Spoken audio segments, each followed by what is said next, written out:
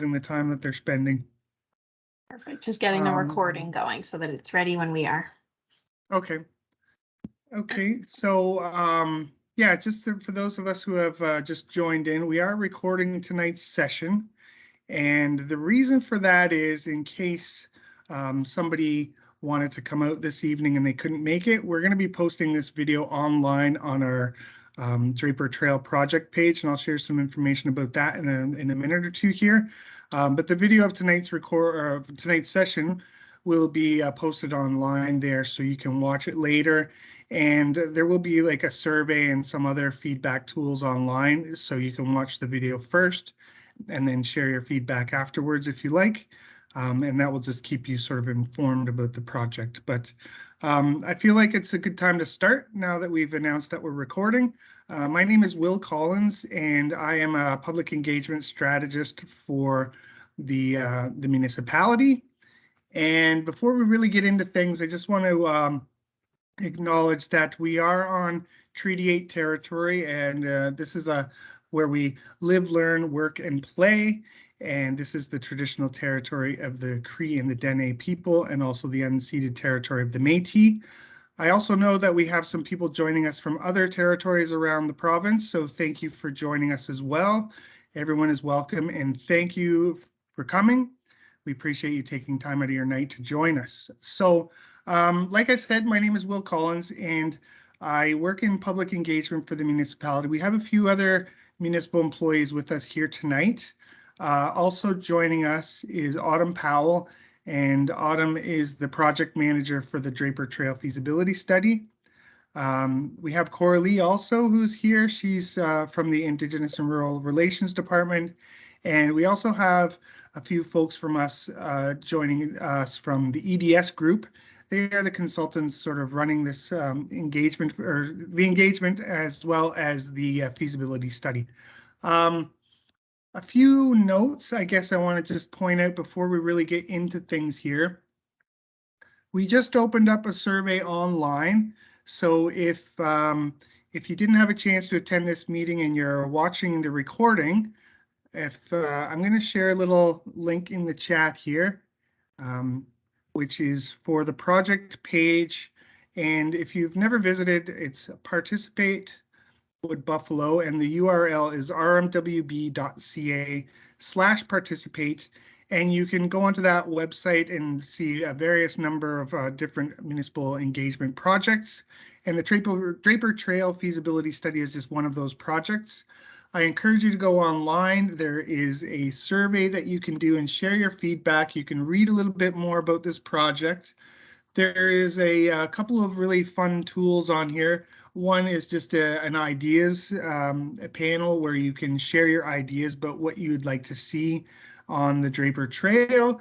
In addition, there is a mapping tool.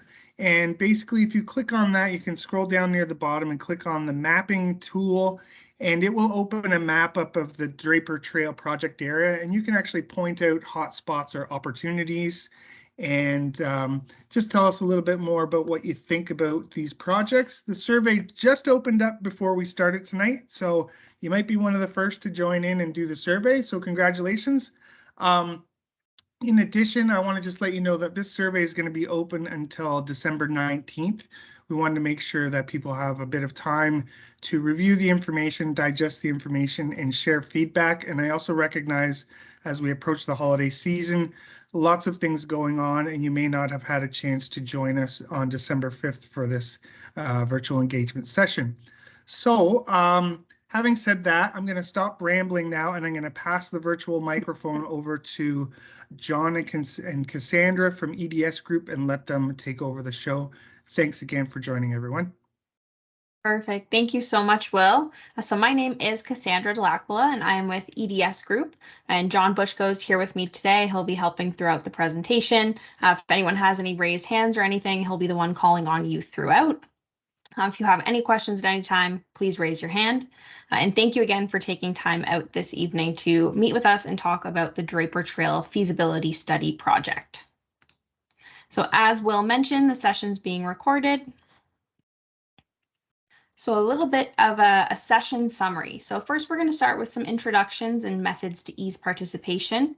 We'll get into why we're doing this feasibility study, the study process that we're undertaking, some findings that we have to date based on some site assessments that we've done and knowledge that we've learned from other engagements, such as the internal workshop we did this morning. Then we'll talk a little bit about regulatory considerations because there are a number of creek crossings along the trail. Then we'll get into next steps for the project and then have a bit of an open discussion period. So first we'll do some introductions. So I will get Will to help me with this, if he can call on you one at a time.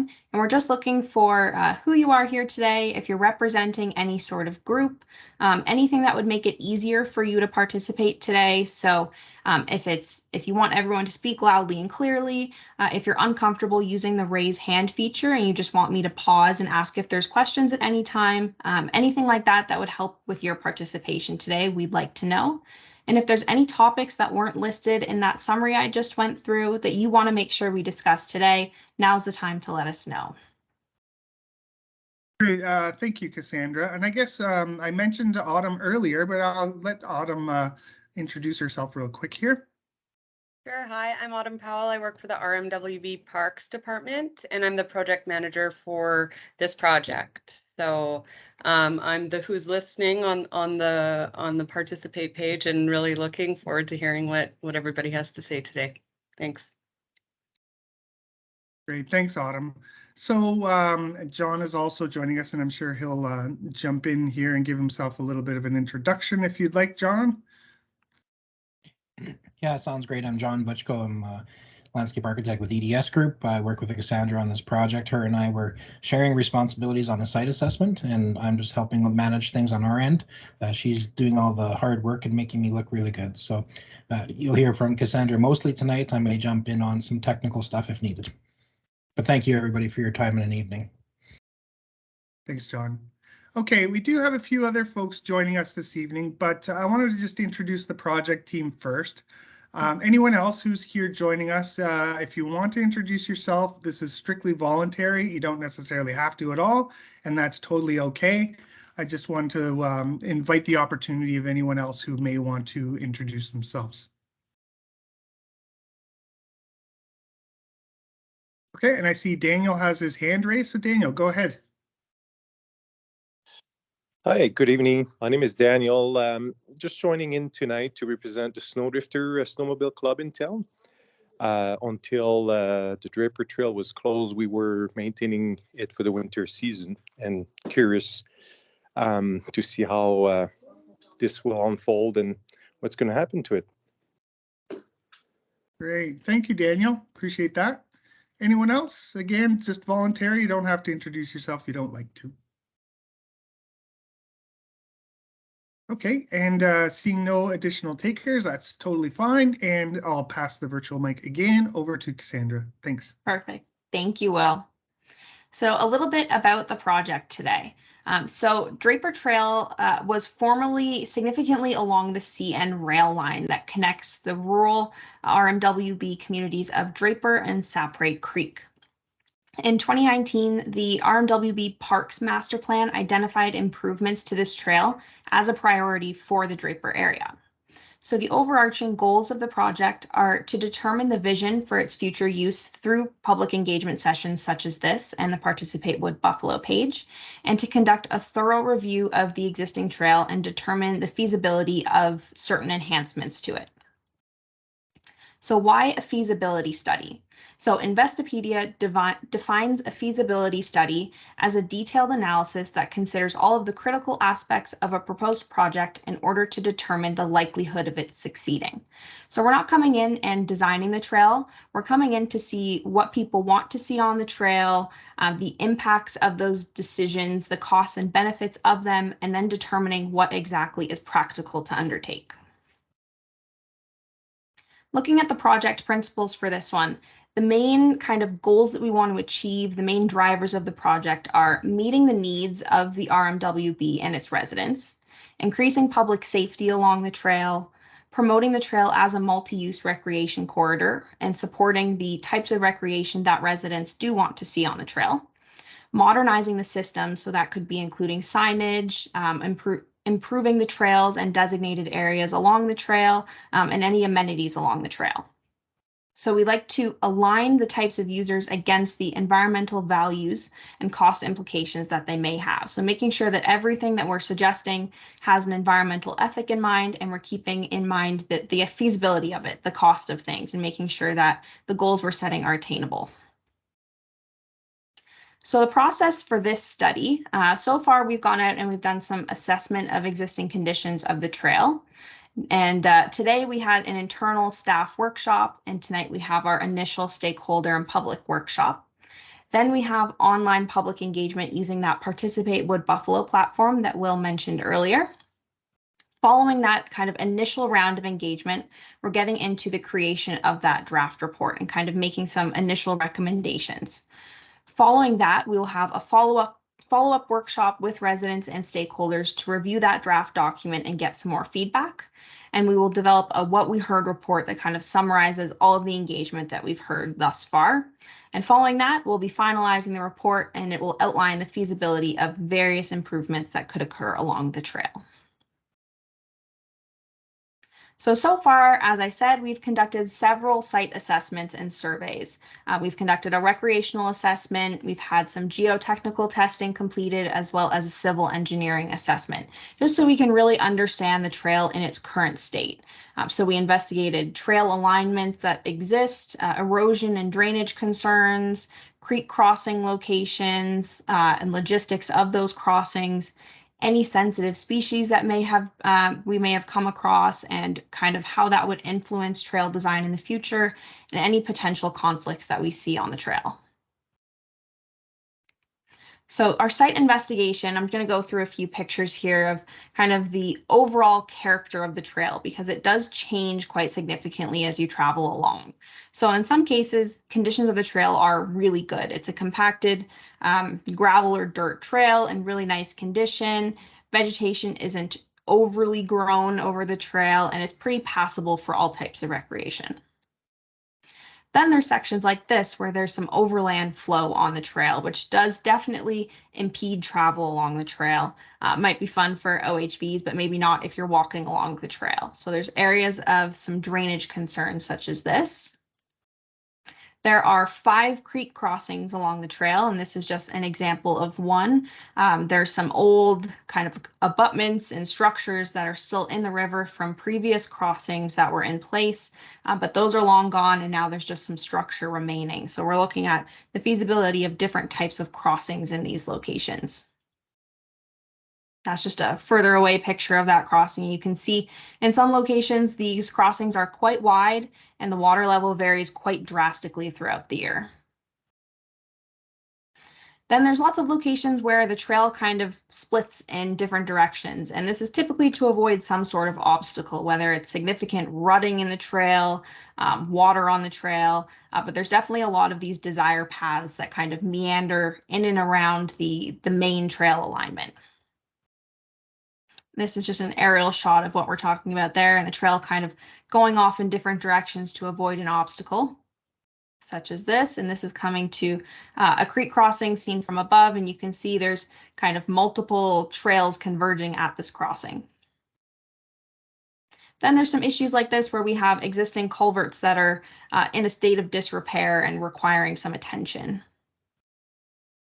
And then again, back to the trail in pretty perfect condition, definitely open to all types of recreation when a trail looks like this.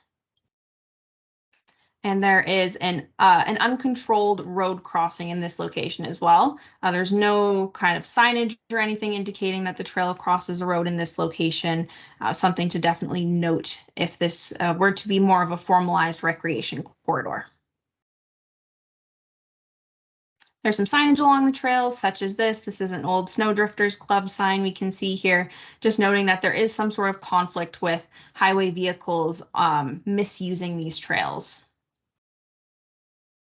So a bit of a summary of our site investigations here. As you can see, we've gone into detail and identified some drainage concerns that we saw on the trail, where the trail is in great condition, where there's any road crossings, where there may be detours needed. anything like that. We've kind of done the whole physical inventory and categorized that here for us. So now we want to hear from you. As trail users, you probably know this trail better than we do, and we want to learn as much as we can from you. So what we want to know is, are there any existing conditions that we didn't mention, or maybe we did, but you think it's important to mention again? We want to hear that from you. So any conditions, whether it's secondary trail alignments, areas that you think need significant repair, anywhere that you know that there is like conflict between users or conflict between people and wildlife or people in the environment, now is the time to let us know. Thanks for putting your hand up, Daniel. Looking forward to hearing what you have to say. Go ahead, Daniel. Yes, so yeah, so it's been a couple of years that we've maintained that section, obviously, but from what I remember from it, if that trail is reopened as such, for us, if we are back there and maintaining this section, is to consider is the steepness of the slope, the approach of the rivers. Some of the places was quite steep, and we had to bring a lot of snow to reduce the inclination. So that was one factor to consider. Obviously, in the winter, we were crossing over ice, so there was not an issue with crossing riverbeds and stuff. But yeah, so that was our main concern, and there was a few washouts back in the day that started to form, and it was pretty narrow in places.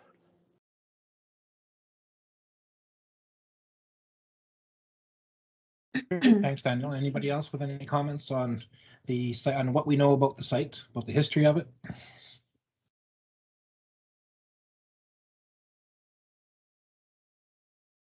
All right, seeing none, we're going to move on. Cassandra? Perfect, thank you. So touching a little bit on those regulatory considerations, Daniel, as you mentioned, the snowdrifters primarily using the trail in the wintertime, you don't tend to have the kind of environmental implications that we see during summer crossings. So 5 creek crossings is a lot of people traveling through rivers and creeks. So there's a lot of approvals involved with any sort of crossing in these locations.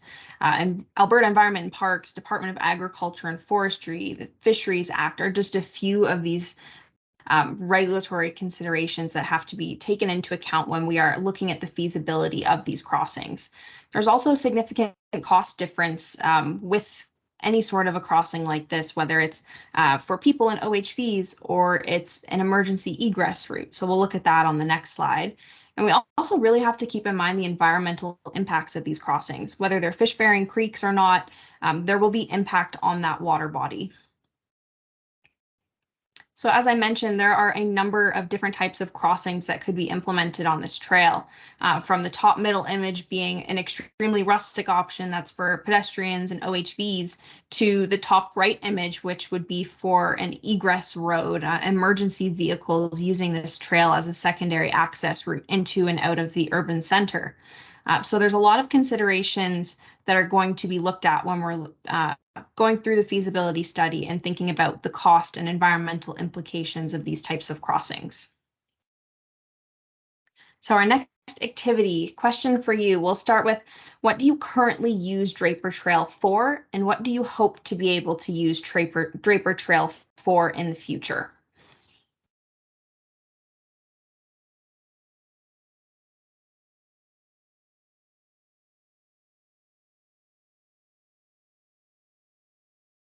No show of hands so far. We were hoping for a gigantic population of 50 people where I'd have to be fighting people off of each other, but we've got a quiet bunch here, Cassandra. So okay, perfect. And something maybe what I'll talk about, from a regulatory perspective. Obviously, the snowdrifters have been a great partner of the municipality for many years and great stewards of trails. They operate in the wintertime for the most part with snowmobiles, and that being said, there is substantially less of an ecological impact by snowmobiles. And certainly, as Daniel had noted, the having ice-covered creeks you're not having erosion, sedimentation, some of those problems. Using snow as a means of alleviating some of the steep snow slopes. This is clean snow that isn't salt or sand laden. So that said, it doesn't contaminate creeks. So, some very good passive techniques obviously used to make this more passable. In the summertime, though, it's drastically different. And I'm curious if Daniel or Kelly or others, you have some experience in the summertime with the trail segment. There's obvious reasons why it has been decommissioned and closed, mostly because of the steepness, the challenges. I know during our site assessment, I buried my gator, right up to the air intake in water, trying to cross in some locations and doing so without creating any sediment when we're passing through. But it is a challenging site in the summer. There's certainly a lot of differences between summer and winter. So just some food for thought when it comes to regulatory considerations, the time of year that we're using this trail segment. If I could interject, I'm, I work for the city, but I am a resident too. And just looking at some of these photos that you're showing in your presentation, the trail looks really like far longer, bigger, more interesting than I had realized. And as a cyclist, I could definitely see myself getting out there on my bicycle. As part of this feasibility study, are you going to be looking at other uses like cycling? Definitely. We want to know any type of recreational use people want to see this trail be used for. So cycling, equestrian use, walking your dog, jogging, OHVs, snowmobile, snowshoeing, cross-country skiing, you name it. If you want to use the trail for it, we want to know, because now is the time when we will be thinking about if it's feasible and how we could go about planning for that use in the future. Thank you. And I think it's also maybe important to note that the name of this trail is the Draper Trail. However, I assume that this is open to public from across the region. Definitely. This is a public trail for everyone and anyone to come and enjoy. Yeah, and something to consider too, the head, I would say, on the west side of this trail, you do have the Weber boat launch, which was a fairly newly established off-highway vehicle staging area. It's a little slightly disconnected right now with some construction in the area, but the fact of having such a substantive staging area right at the trail, at the head of this trail, is a fantastic opportunity for people to access this trail from a regional perspective, for off-highway vehicles, for cyclists, for even just hikers that want to park in a very legitimate, safe parking lot area. On the east side, not so much. It does lead to the Sapere Creek community. However, there is a municipally owned parking area that people haphazardly use, so less formalized from that perspective. So it has great access for residents and especially for those tourists and others that are using the trail from the broader region. Cassandra. Perfect. So we'll see if we can get any takers on this next question. If there's any specific improvements that you think should be made to the trail that would increase your level of enjoyment and usage. So it could be regrading sections of the trail that are currently too difficult to walk along in the summertime. It could be adding crossings so that you're able to walk across these creeks and not have to tread in waist deep water at some points of the year. It could be any amenities along the trail. If you want to walk this trail, you need a resting point halfway along, a quarter of the way upon. This is when we want to hear that.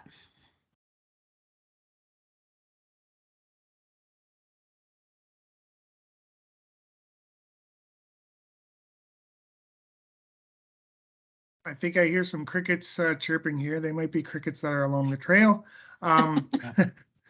Myself, I'm just going to jump in here and pretend I'm hypothetically a resident who's really interested in wanting to know more about this. I've never used the trail, mostly because I didn't really know where it existed and how to access the trail. So I feel like signage would be a wonderful, resource just to show people where to get into the trail, where to exit, and maybe kind of like they do on the Birchwood trails, just some wayfinding signage to know where you are along the trail and what is available on the trail. Fantastic. Thanks, Will. Yeah, just to build on that, with signage, there is the element of safety that we're trying to instill on users of this trail and of trails within the region. We've been involved in off-highway vehicle planning for the municipality for a number of years, and one of the challenges that some people have in using the regional trails is the fact they might get lost. Now, smartphones are easy. It's more and more difficult to get lost these days. But if you lose battery charge or you lose service, so sometimes it's often daunting. So from a safety perspective, having the ability to have wayfinding markers or know where you are at all times, good for search and rescue, good for just confidence of the user to know where they are. So that's a very good point, Will. The signage and it really helps enhance safety, sense of place, and tying the trail system together. Daniel, you have a comment? Yes. So good point. I wanted to discuss like the wayfinding point. So us as a snowmobile club, we've requested to be having like some wayfinding points, but it is my understanding that at this time we're not quite set up that way. Although I do believe, if I'm not wrong here, that downtown revitalization will include that. So hopefully, once they have that wayfinding point in place and how the sign's going to look, then we can add where it's needed elsewhere in the city. So that'd be a good thing.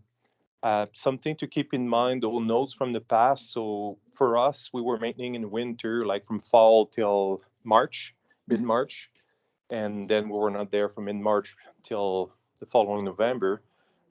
There is quite a few crossings along that trail from the staging area to Sapri Creek, and we've always installed like stop signs and there's just people's driveways, road crossing, and different things. That's obviously there's a lot more involved now, so I would assume that if we move forward with something similar to the past, that we would see a greater maintenance happening in the summer as well to keep that up, and not just being a winter maintenance item. Exactly. Yeah, we Thanks. appreciate that. Yeah, we appreciate that. And then, the Snow Drifters has been, as we mentioned, a longstanding partner of the municipality to be stewards of the trail, despite being, certain months of the year. Obviously, the evidence and what you leave behind with signage and other things are extremely important for all users of all parts of the year. Will, you have your hand up? Yeah, Daniel, you actually raised a good point. I'm glad you brought up wayfinding because we just did finish, we're nearly wrapped up, probably 85, 90% of the way through a wayfinding strategy. There were a few phases of public engagement that happened throughout this year. And now they're actually just finalizing a strategy which starts kind of focusing on the downtown area, but it really is a region-wide wayfinding strategy, which it just is intended to help bring some consistency to wayfinding across the region. Now, depending on the, I guess, the feasibility of this project and if it does get funding to proceed, wayfinding would, I'm sure, be an element included in the project, but it is a little bit too early to tell. And also, I feel like operations is one of those things that would need to be looked into as far as maintaining the trail and what that might look like. Again, I feel like that would be a little bit down the road, depending on whether or not this project is feasible and if council feels like this is a project that they would want to fund. Those are the types of details that would be part of the overall project. And John and Cassandra, I encourage you to correct me if I'm wrong or to add to what I've just mentioned here. Thanks. Thanks, Will. Nope, everything you said is spot on. No other So- hands. Go ahead, Cassandra. Okay, perfect. Next steps. So as Will has mentioned, the Participate Wood Buffalo site is live and we have that survey open now. So that survey is open until December 19th so that we can gather even more feedback from the people who attended this meeting and anyone who wasn't able to make it. We want to make sure we can hear from as many people as possible. So let your siblings and your parents and your friends and your neighbors know that this survey is open because we want your feedback. So once that survey closes and we kind of wrap up that initial round of engagement, we'll be moving into the creation of the draft report. And once the draft report's complete, we're going to be doing a follow-up session just like this one with stakeholders and public again to review that draft. So that'll be January 31st. And then once that engagement is complete, we will be doing an overall summarizing what we heard report and sharing that on that Participate Wood Buffalo page so everyone can see what the results of the engagement are. And then once we have all the engagement wrapped up, we are finalizing the feasibility study and looking at what improvements are feasible along this stretch of trail. So, does anyone have anything that they would like to discuss today that we have not mentioned that you think would be something valuable for us to know, or information you want to share? Any questions you have? Now is the time to let us know.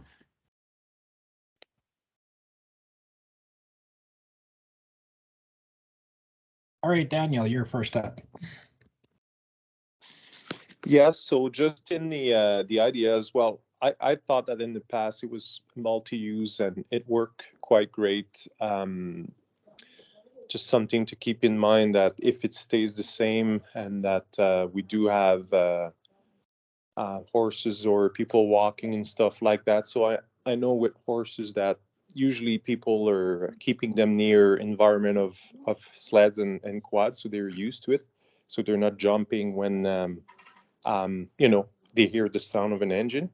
And also for pedestrian would be to make sure that they're visible, because ATV and sleds will travel at a higher speed than, of course, walking. So you can come up on some people a little quicker, and kind of have like established rules around that, which would make it for sure it's safe for everyone and not just people on machines, but people by foot or, you know, any other means of transportation that would be allowed on there.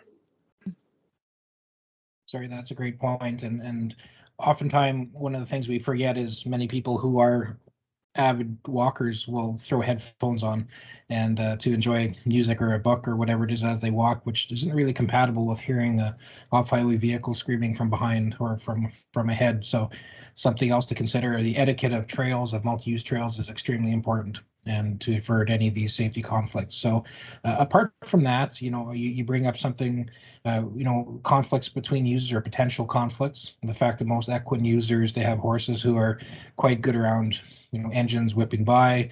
Unfortunately, not everybody understands you probably should slow down around horses. So education campaign is certainly important, not just on this trail, but certainly on all trails. So Will, next comment. Yeah, I have a question maybe for yourselves or Autumn.